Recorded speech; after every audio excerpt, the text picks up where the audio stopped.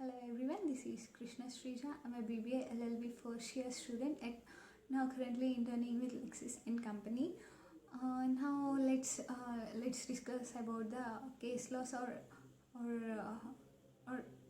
about the instances given by the Supreme Court to Parliament for framing of Uniform Civil Code. So we all know that, in our earlier video we discussed that what is Uniform Civil Code is. So under Article 44 of our Constitution, Uniform Civil Code is to codifies the personal laws of all the religions, and to bring a uniform pattern among their laws. So now let's discuss about the case laws in which Supreme Court gave a direction to the Parliament to enact a law regarding Uniform Civil Code. So the first case was in 1985. It was a very landmark decision of the Supreme Court. In this case, the case was Muhammad Ahmad Khan versus Shabano. So Shabano, the appellant, filed an appeal in the Supreme Court, seeking for the maintenance from her husband. Actually, her husband Muhammad Ahmad Khan gave her a divorce by pronouncing triple talaq after the 45 years of their marriage.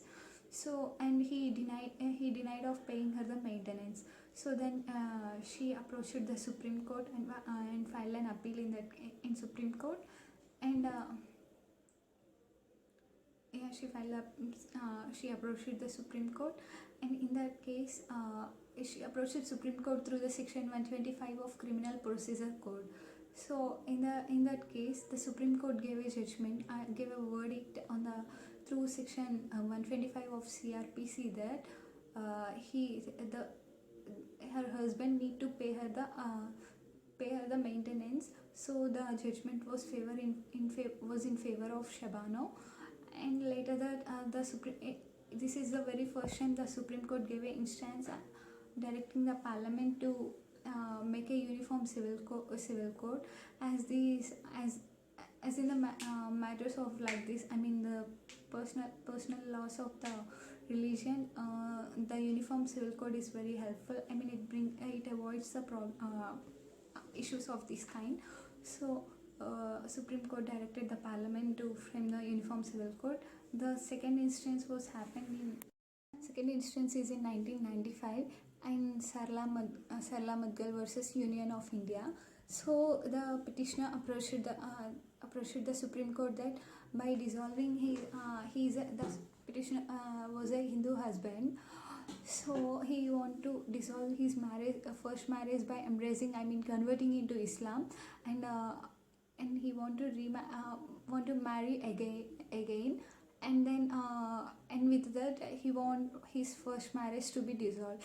But the Supreme Court held that he cannot dissolve the first marriage which is registered under Hindu Marriage Act 1955 by embracing or converting into Islam, and he cannot marry again. When he want to remarry, so first he need to dissolve the first marriage under the Hindu Marriage Act. So